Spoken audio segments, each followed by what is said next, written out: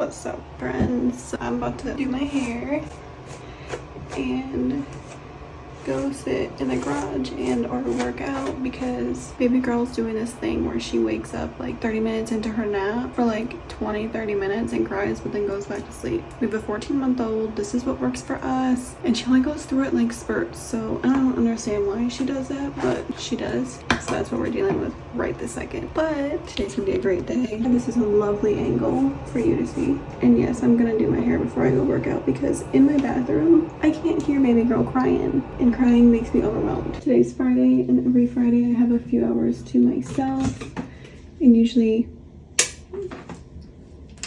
I use it to get things done around the house, so that's what I'm gonna do. Baby girl goes to grandma and grandpa's, and Stefan goes and hoop for a few hours.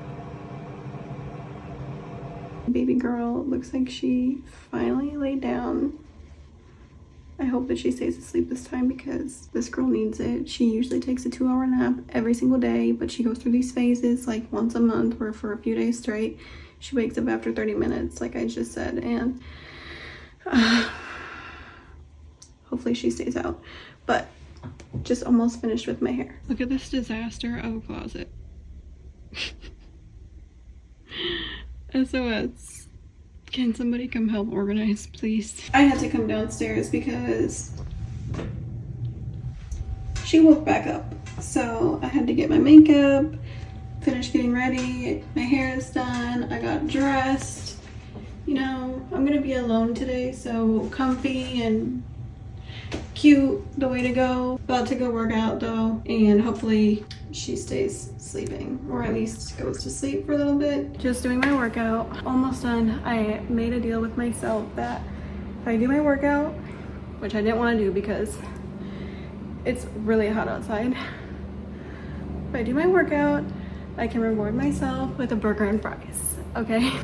You know, one thing I've learned about this is it comes to negotiating wins and discipline. So if I'm going to be disciplined to do it, I'm going to negotiate with myself and give myself a reward for getting it done. That's what I'm doing. I feel like I needed to get this workout in because I'm about to get my period, and when I get my period I don't want to do nothing.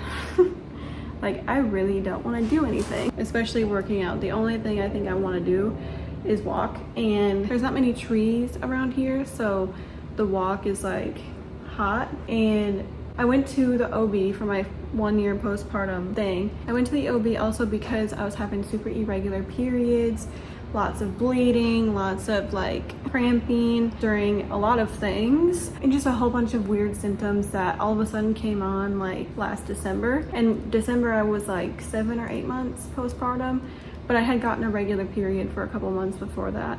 So I was like, I need to go to the doctor try to figure out what's going on here. So I went a couple months ago, and she diagnosed me possibly with PCOS. And she says possibly because I haven't like confirmed if I'm not ovulating, which, okay, so when I got pregnant with Gemma, I was tracking my ovulation. I was always tracking my ovulation on natural cycles, where you take your temperature in the morning or whatever. I was always doing that. I was doing that for 2 years before I got pregnant with Gemma. And when we wanted to start trying, I started taking ovulation tests, and I didn't get a positive for 4 months straight. And I don't know if I wasn't doing it right. I was just going according to the app. Then the only month I got a positive is when we got pregnant with Gemma. So I'm not sure if that was like a blessing in disguise or if I really don't have any issues, but I have started tracking my ovulation again. I started back in like January. I've noticed I've gotten a couple positive tests. Like, I don't even know what's positive anymore because like we're not trying. I'm only tracking to not try. Like, before I was tracking to try, and right now I'm tracking to not try, because once you're on natural cycles you realize that you are really only fertile like a week out of your cycle, and those are your red days. So I'm tracking that to get more accurate reading and, you know, whatnot. But now that I have a possible PCOS diagnosis, she said that because when I went in and complained about like the not normal cycles and irregular bleeding and all that, I got an ultrasound done, and apparently my ovaries are like bigger than normal and have like follicles attached to them. So she said possible because, like I said before, we haven't confirmed my ovulation. So now, since I went in May or April, I'm tracking it again, and I got a positive this month, June. It was either, I think it was like at the end of June, early July is when I got a positive. So I think this month it's working, but realizing that I have possibly PCOS, and that's like the first positive ovulation test I got since, I don't know, earlier this year. But now I can tell her that I for sure ovulated one time. I'm all over the place, bear with me. But since I possibly got the PCOS diagnosis, things are like making sense a little bit more, because when I first started my workout or weight loss journey, it was really hard for me to lose weight, and I had just gotten off the Mirena. I was on that for 5.5 years. Hated it. Everybody has different experiences. I hated mine. The only thing I liked was I didn't get periods. But other than that, I hated it. I couldn't wait for it to be out of me. Literally when it came out, it was a breath of fresh air. That was in 21. So after I got off of that, I feel like I gained weight, and I have a lot of facial hair. I know that's a sign of PCOS. I have a lot of the symptoms of irregularity and, you know, oily skin and all of that. So I have everything except for the ovulation, because if I'm ovulating, then I might not have it.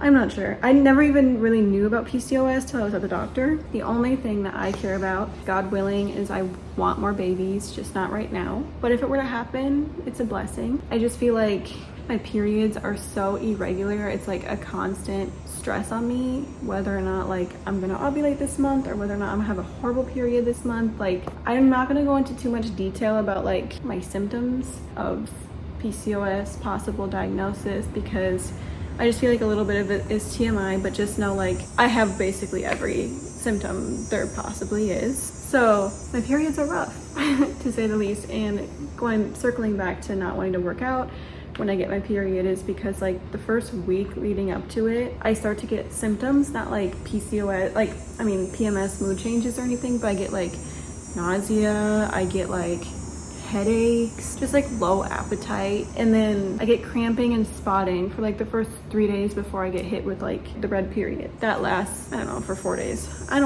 Things are so irregular right now, it's crazy. I'm talking about this also because if you're experiencing other things like that, like, you're not alone. And before I had Gemma, and before the Mirena, my periods were like regular. They were spot on, like every single month, like they would last a certain amount of days, like I would have the same symptoms, like it was like clockwork. So for all of this to be so weird, it's a big weight that's been on me recently. So I'm working out now, so I don't feel like I have to when I get my period, because I started spotting, and so that means I'm probably gonna get it within the next few days or early next week or something, and I'm already feeling cramping. So I just thought I would talk about that openly, because I know there's a lot of women that go through that, and we're not alone. Like, every woman's body is different and weird things happen all the time. So to talk about it and normalize it, like, it makes people feel better and validates their feelings. So I think that I'm just gonna end the video here because that was a good little chat, and I'll talk about that more in depth if you want me to, but that is just what's been going on with me right now. So right now I'm gonna just keep tracking my ovulation through the summer, and hopefully I can get more positives by the fall, and then maybe baby number 2. It's like weird to say because I love like Gemma at this age, and I feel like mom guilt, you know, of having another baby and dedicating my love to another baby. But like, I've read so many places that adding another baby is the biggest blessing you can do for your child. So I don't want to go off on a tangent on that. I'll do a different video on that, but I'll see you guys later.